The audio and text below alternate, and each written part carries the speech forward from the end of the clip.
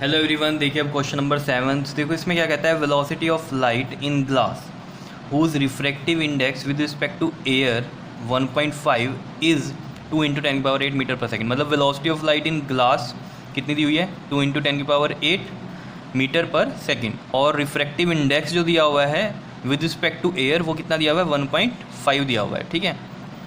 And in certain liquid the velocity of light found to be 2.50 into में 10⁸ metre per second.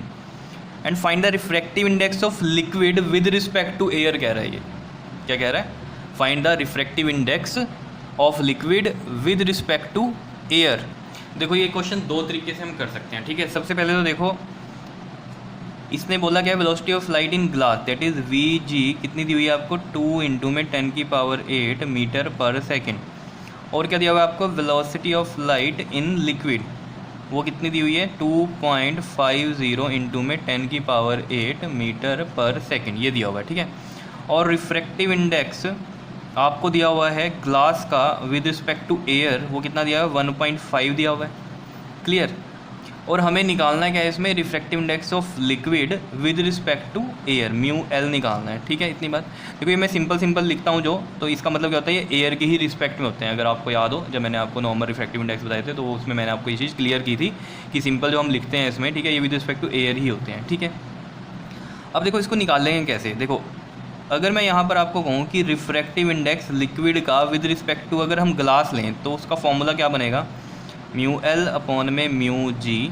Clear. और अगर हम velocities की बात करें तो वेलोसिटीज़ के लिए वी जी ऊपर आएगा और वी एल नीचे आएगा। क्या इतनी बात क्लियर है, ये समझ में आ गया होगा आपको कैसे लिखा है मैंने। ठीक है। तो देखो ज़रा यहाँ से हम क्या करेंगे, इनमें वैल्यूज़ पुट करेंगे और ये म्यू एल आ जाएगा। सीधी सी बात है, म्यू जी गिवन है, वी जी गिवन है, वी एल गिवन है।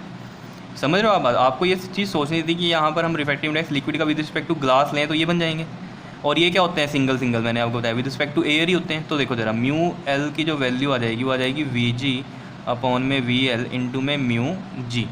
तो वी जी कितना है आपके पास, 2 × में 10⁸ और वी एल है 2.50, और इसका 2.50 का 100 ऊपर चला जाएगा और इंटू में है 10⁸, क्योंकि पॉइंट हटाकर मैंने 100 लगाया, वो नीचे जाता तो उसको ऊपर कर दिया। ठीक है। 250 × में 10⁸, और म्यू जी की वैल्यू जो है वो है 1.5, और 1.5 में हम पॉइंट हटाकर उसका 10 यहाँ लगा देंगे। क्या इतनी बात क्लियर है या नहीं है। ठीक है। अब देखो एक ज़ीरो से ये ज़ीरो कैंसिल, और यहाँ पर एक ज़ीरो से ये ज़ीरो कैंसिल। ठीक है। तो देखो 5 3 ज़ा 15 एंड 5 5 ज़ा 25। क्या इतनी बात क्लियर है। और 10⁸ से कैंसिल, तो 3 2 ज़ा 6 एंड अपॉन में 5, तो ये आ जाएगा आपके पास 5 1 ज़ा 5 एंड पॉइंट लगाएगा 5 2 ज़ा 10, तो 1.2 आ जाएगा। तो यानी कि म्यू एल 1.2 आ गया, और यही क्या होता है, विद रिस्पेक्ट टू एयर ही होता है।